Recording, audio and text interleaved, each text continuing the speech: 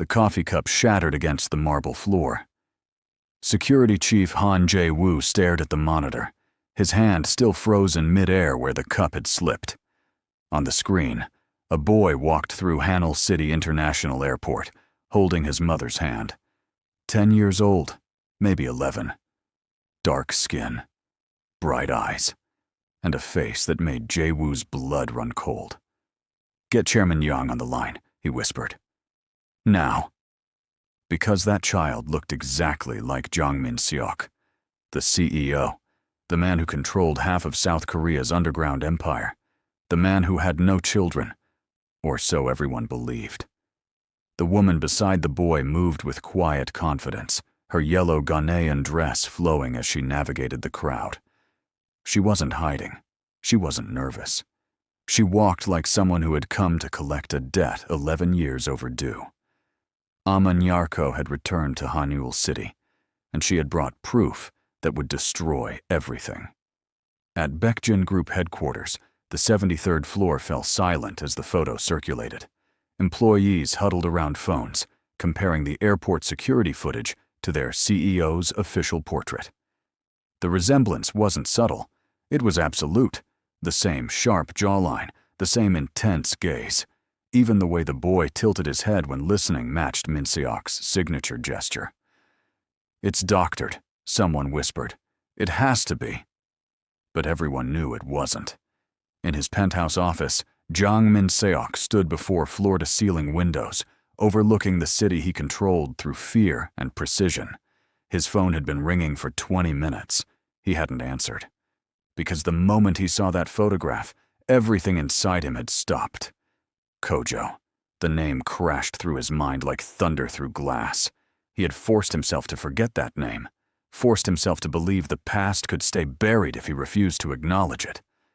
But here it was, walking through his city, wearing his face, destroying his carefully constructed lies. His office door burst open without warning. "We have a situation," his head of security announced. "The woman checked into the Grand Millennium Hotel, room 1847. She's made no attempt to hide her identity. Ama Nyarko, Ghanaian national, owner of 3 boutique hotels in Accra. And the boy, I know who the boy is." Min-seok cut him off, his voice ice over fire. "Sir, your father has called an emergency family meeting. Tonight. He's seen the photos." Min-seok closed his eyes. Of course his father had seen them.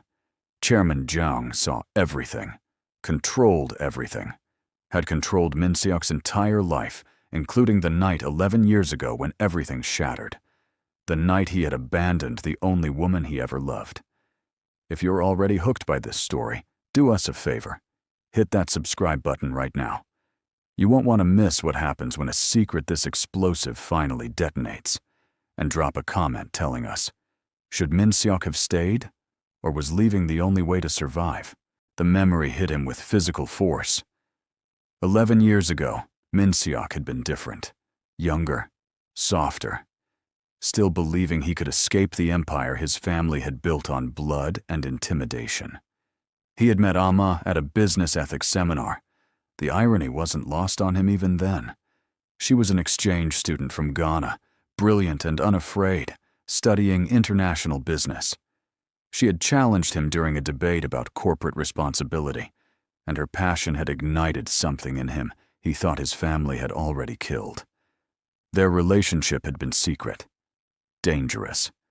His older brother, Jang Tae-woon, was the heir apparent, which meant Min-seok existed in his shadow, which meant he had briefly tasted freedom. For 6 months, he and Ama had built something real, something pure, something that had nothing to do with power or legacy or fear. They made plans, quiet plans, to leave Korea, to build a life somewhere his family's reach couldn't strangle them. They had picked a date, bought tickets. Ama had worn a yellow dress that night, just like the one she wore today in the airport footage. But on that night, 3 hours before their scheduled flight, Min-seok's phone had rung. His brother was dead. Tae-woon had been found in his car, a single gunshot wound to the head. The official report would call it suicide. The family knew better. Someone had made a move. Someone had eliminated the heir. And in the chaos that followed, Min Seok's father had gripped his shoulder with crushing force and spoken the words that became his prison sentence. You are the heir now. There is no escape. There is no other life. You will take your brother's place, or everything we've built will fall to our enemies. Your weakness ends tonight. Min Seok had tried to call Amma 37 times, but his father had already confiscated his phone, had already stationed guards at his door, had already begun the process of transforming Min Seok from a man who loved into a weapon that obeyed. By the time Min Seok could breathe again, 3 months had passed. Amma's number was disconnected. Her apartment was empty. Her university records showed she had withdrawn and returned to Ghana. He had told himself it was better this way, that she deserved someone who could actually choose her, that reaching out would only pull her into danger. He had told himself these lies until they became truth. Until today. The family meeting took place in the chairman's private residence, a fortress disguised as a traditional Hanok house. Min Seok arrived to find his father, his uncle, 2 board members, and his fiancée, Yura Han, already seated. The atmosphere was funeral quiet. Chairman Jong spoke first, his voice like grinding stone. Tell me that child is not yours. Min Seok met his father's gaze without flinching. I can't tell you that. Yura's teacup rattled against its saucer. You had a child with some African woman and never mentioned it? I didn't know, Min Seok said, the words bitter in his mouth. She disappeared before you abandoned her, his father finished coldly. How convenient. Now she returns with proof of your indiscretion, and you expect us to simply accept this? Accept what?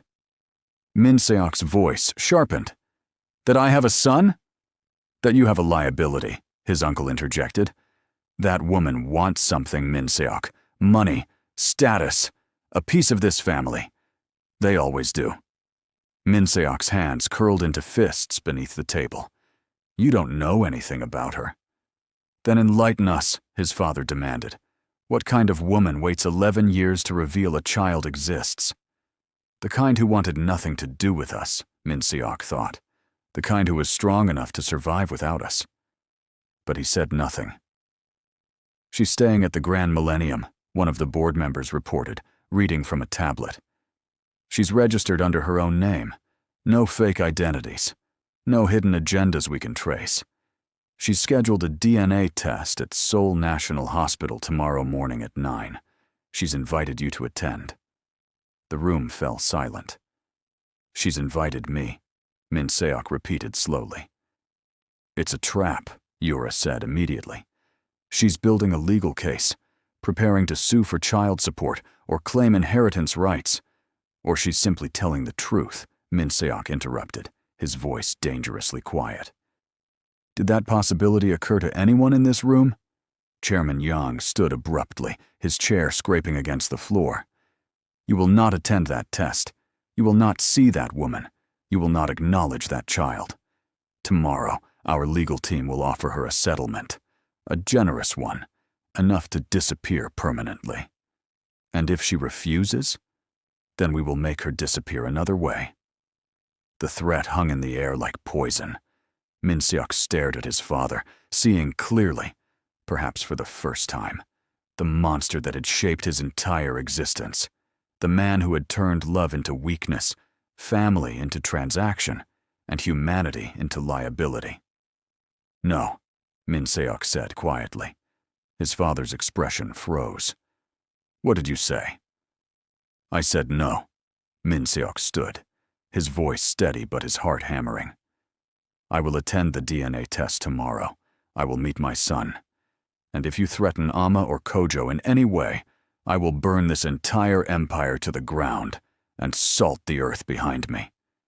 He walked out before anyone could respond, leaving shocked silence in his wake, but his hands were shaking.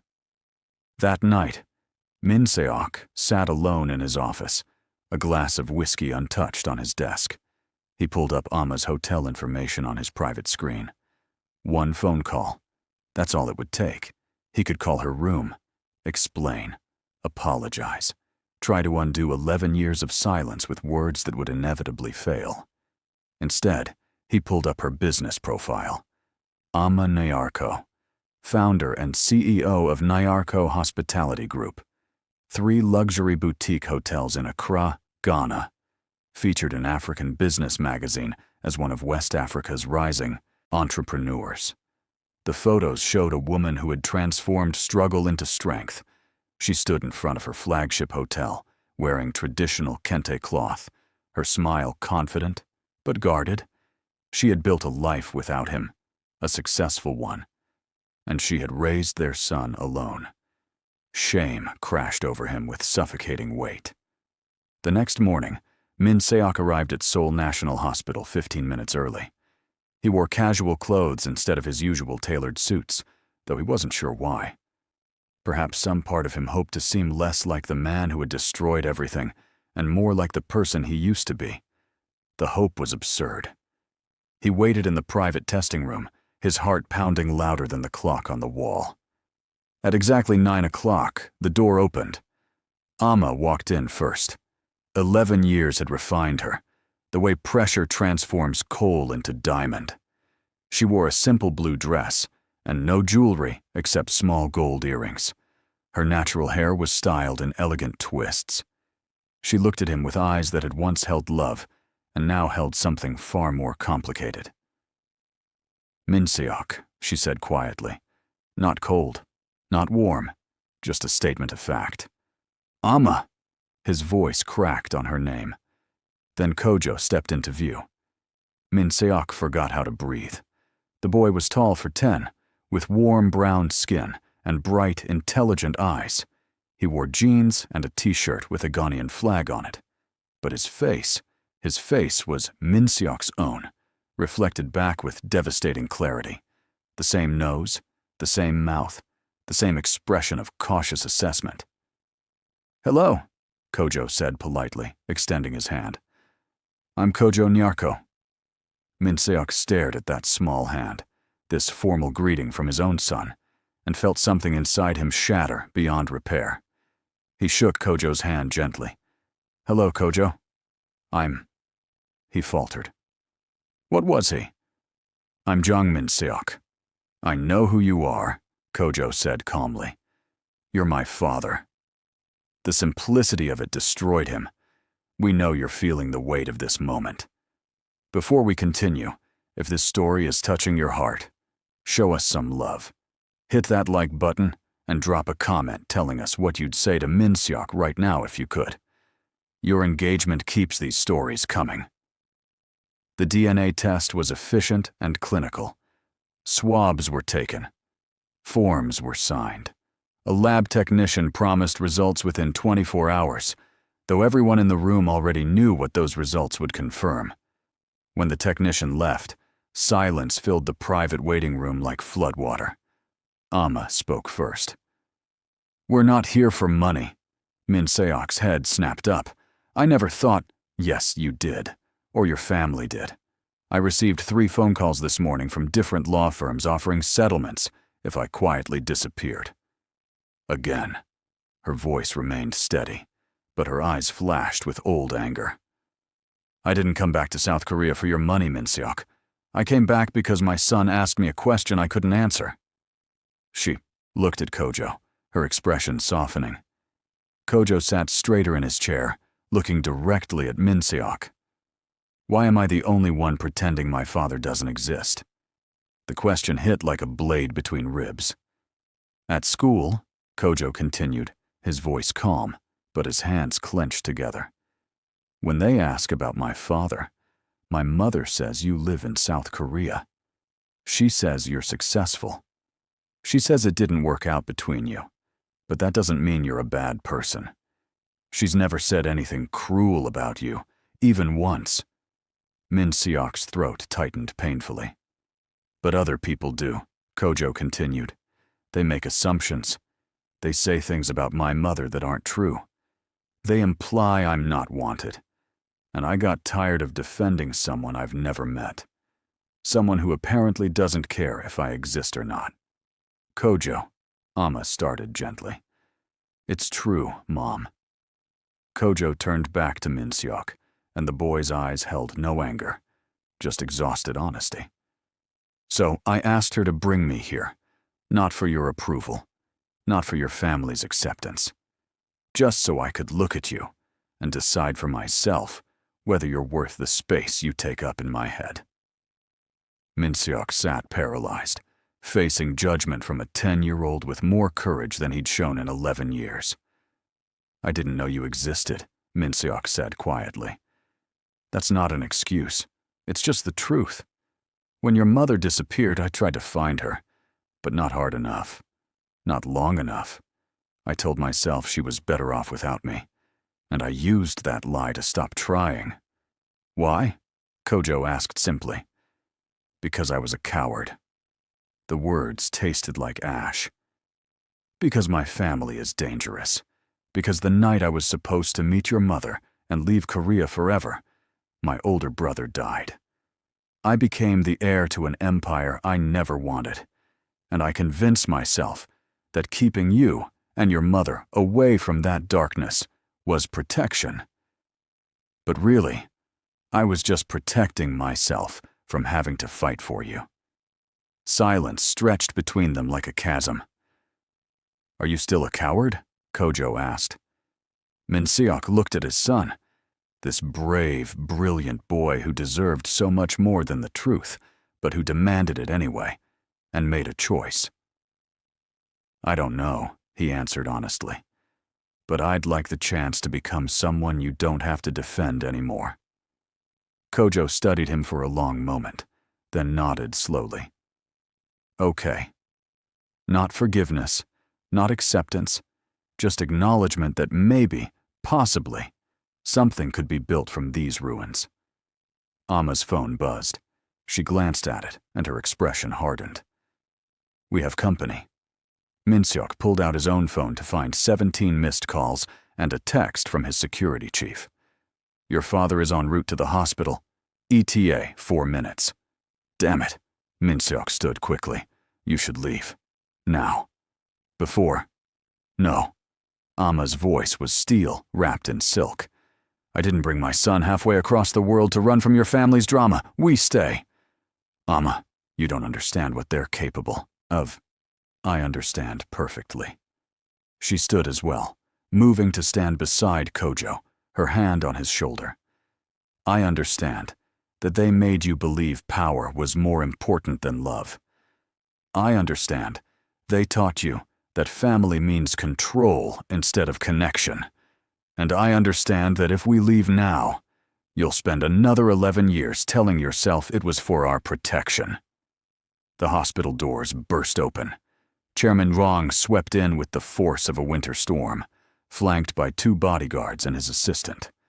His gaze landed on Kojo, and something flickered across his face. Recognition, calculation, then cold dismissal. So it's true, the chairman said, his voice cutting through the room. You spawned a bastard with some foreign woman and thought you could keep it hidden. Watch your mouth, Min-seok warned, stepping forward. Or what? His father's laugh was bitter. You'll threaten me? You'll defy me? You exist at my pleasure, boy. Everything you have, I gave you. Everything you are, I made you. Then you made a monster, Min-seok shot back. Congratulations. Chairman Zhang's attention shifted to Amma. You. What's your price? Amma met his gaze without flinching. I'm not for sale. Everyone is for sale. Name your figure. My son is not a transaction to be negotiated, Amma said, her voice dropping to a dangerous quiet. He's a human being who deserves to know his father. That's not something you can price. Bold words for someone who abandoned him and now comes crawling back. I didn't abandon anyone. Amma's voice cracked like a whip. Your son disappeared without explanation, without goodbye, without the basic human decency of a phone call. I searched for him for months. I called every number I had. I went to his apartment and found it empty. I contacted his university and was told he'd withdrawn. So I went home to Ghana, and I raised our son alone because that's what you do when the person you love chooses cowardice over courage. The room fell into shocked silence. Chairman Yang's expression turned venomous. You dare speak to me? I dare speak the truth, Amma interrupted. Something your family seems allergic to. Your son had a choice 11 years ago, and he chose your empire over his own happiness. That was his decision. But Kojo didn't get a choice. He didn't choose to be born into your family's dysfunction. So now I'm giving him the choice you never gave Minseok. The choice to decide for himself whether any of you are worth knowing. She turned to Kojo. Baby, we can leave right now. We can go back to the hotel, catch our flight tomorrow, and never look back. This man, she gestured to Chairman Zhang, will never acknowledge you. This family will never welcome you. And frankly, you're better off without them. Mom, Kojo started. But, Amma continued, her voice softening as she looked at Minseok. Your father is not this family. He's a man who made terrible choices out of fear. And if you want to, give him a chance to make better ones. I'll support that too. But it's your choice. Not theirs. Not mine. Yours. Every eye in the room turned to Kojo. The boy stood silent for a moment, looking between his mother, his father, and his grandfather. Then he walked forward until he stood directly in front of Chairman Zhang. My name is Kojo Nyarko, he said clearly. My mother built 3 hotels from nothing. She speaks 4 languages. She taught me that strength isn't about power over others. It's about integrity when no one's watching. She raised me to be honest, kind, and unafraid of people who mistake cruelty for control. Chairman Zhang's jaw clenched. You think I'm here, begging for your acceptance, Kojo continued, his voice steady and devastating. I'm not. I'm here because I wanted to see what my father walked away from. Now I know. And honestly, I don't think I missed much. He turned to Minseok. But my mom says people can change if they want to badly enough. So if you want to be my father, prove it. Don't just say you'll do better. Actually, do better. Because I already have everything I need. You're the one with something to prove. This is the most intense moment yet. And if you're on the edge of your seat, we need you to do something. Smash that subscribe button and ring the notification bell. Stories like this don't come around every day, and you'll want to catch the next one. Comment below. Team Amma or Team Minseok. The DNA results came back the next afternoon. 99.9% probability of paternity. As if anyone needed confirmation. But what happened next? No one predicted. Minseok called an emergency board meeting at Baekjin Group headquarters. He didn't ask permission. He didn't consult his father. He simply sent the meeting notice and showed up. The boardroom filled with confused executives and hostile family members. Chairman Zhang sat at the head of the table, his expression promising retribution. Minseok stood at the opposite end, a folder in his hands. Thank you all for coming, he began calmly.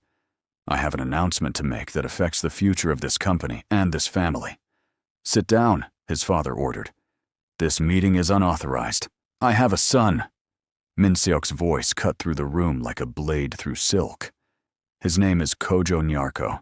He's 10 years old. He lives in Ghana with his mother, Amma Nyarko.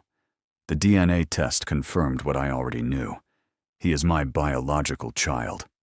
Gasps rippled through the room. And before anyone suggests buying their silence or making them disappear, Minseok continued, his gaze sweeping across the board members. Understand this. If anything happens to Amma or Kojo, I will dismantle this company piece by piece. I will release every corrupt transaction, every illegal dealing, every skeleton in every closet. I will burn it all down and smile while it turns to ash. You're insane, his uncle breathed. No, Min Seok corrected. I'm done. Done pretending this empire is more important than humanity. Done sacrificing real relationships for fake power. Done being the man you made me instead of the man I choose to be. He opened the folder, distributing documents around the table. These are signed affidavits, he explained. Legal documents establishing Kojo as my son and heir. He won't take my position. I'm not forcing this life on him. But he will have access to his inheritance when he's old enough to decide for himself what he wants. He will have legal protection from this family, and he will have a father who shows up. Chairman Yang stood slowly, his face purple with rage. You think you can dictate terms to this family? I'm not dictating anything. I'm stating facts. Min Seok met his father's fury without flinching. You taught me that power is everything. That legacy is everything. That family loyalty is everything. But you were wrong. The only thing that matters is what you do when no one's forcing you. And I choose my son. Then you choose nothing, Chairman Zhang roared. You think you can walk away from this? You think you can just quit? I'm not quitting. I'm evolving. Min Seok smiled, and it was the first real smile he'd worn in 11 years. Call a vote if you want. Strip me of my position. I don't care anymore. Because whether I'm CEO or unemployed, I'm still Kojo's father. And that's the only title that matters. The boardroom exploded into chaos. Accusations flew, threats were made. Alliances fractured in real time.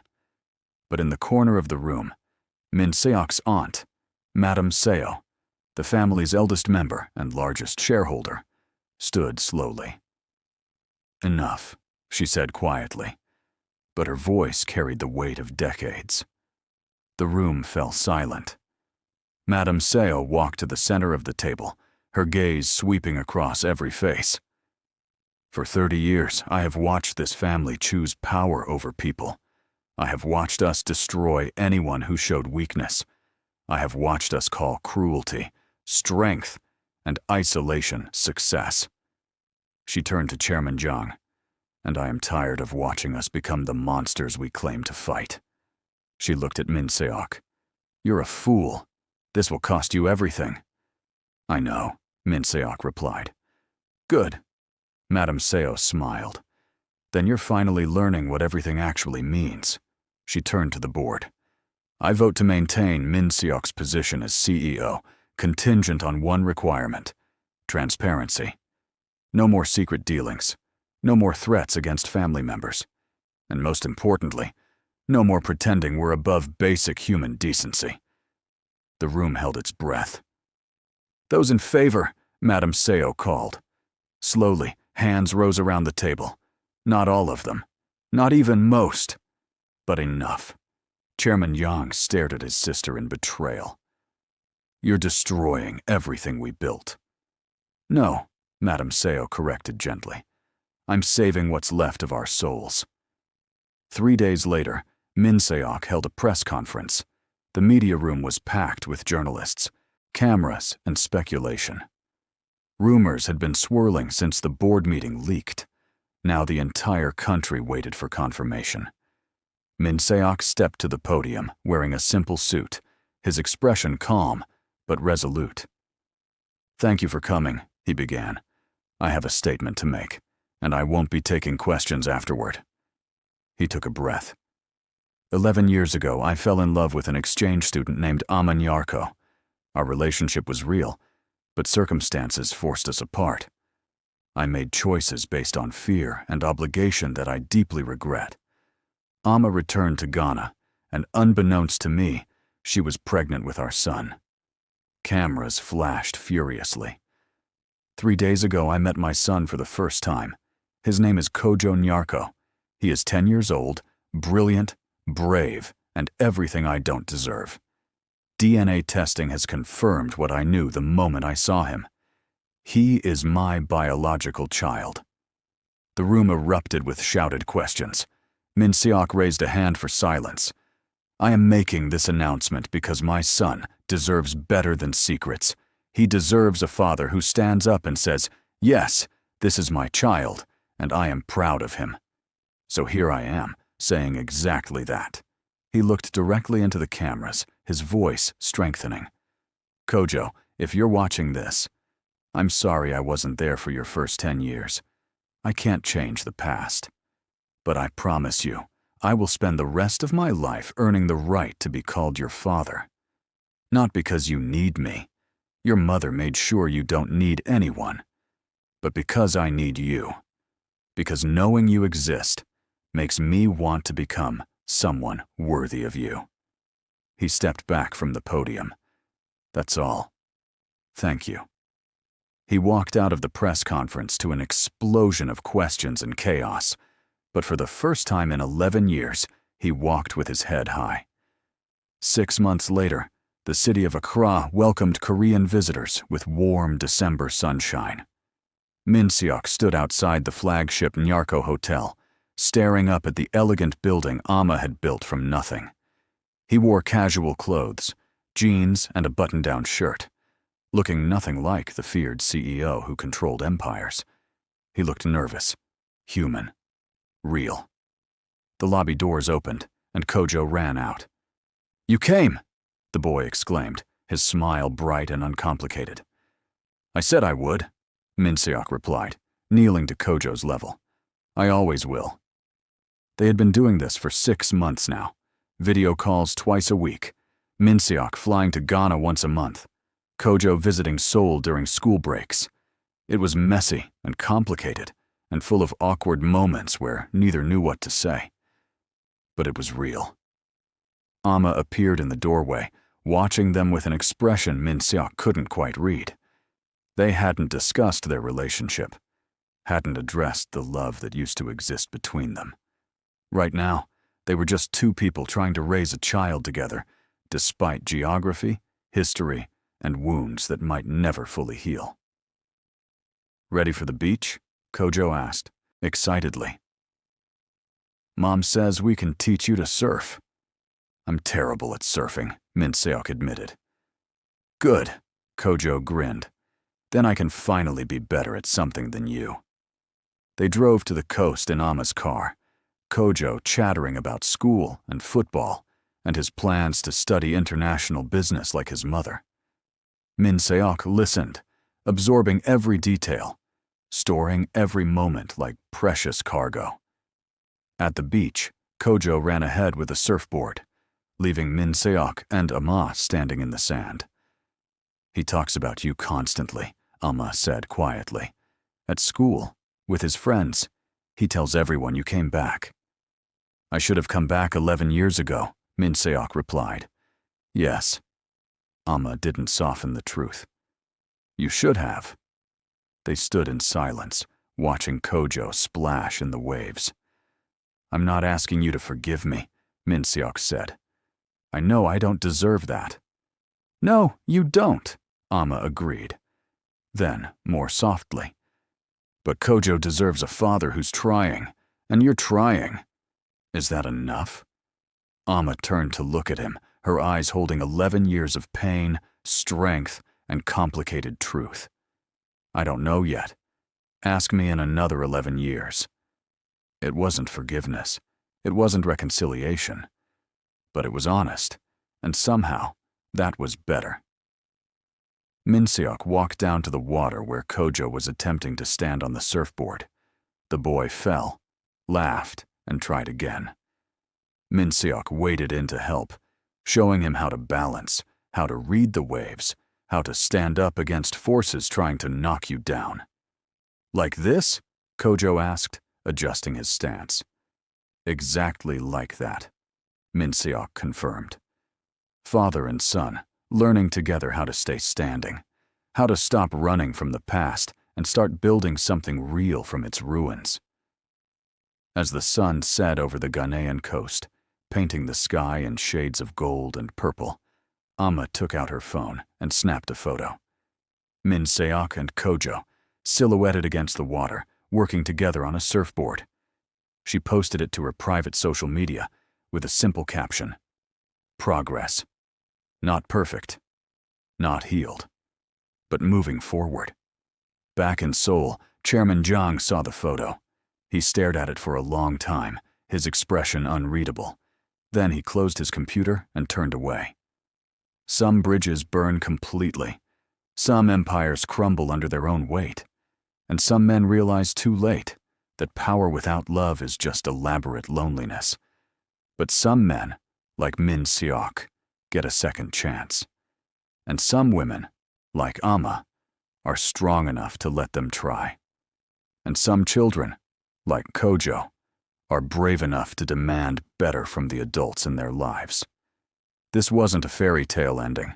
There was no dramatic reconciliation, no grand gesture that erased years of pain. Min Seok and Amma remained cautious around each other, their old love buried under too much hurt to easily resurrect. The young family still whispered about scandals and legitimacy. The media still speculated about inheritance and drama. But none of that mattered to Kojo, who finally had a father who showed up. And in the end, that was the only story that mattered. The story of a boy who demanded truth, a mother who refused to accept less than honesty, and a man who learned that the bravest thing you can do isn't conquering empires. It's facing the people you failed and trying to do better. It's choosing your child over your crown. It's standing in the wreckage of your mistakes and building something real from the ruins. Because some men inherit power. Others must earn forgiveness. But the bravest choose their children over fear.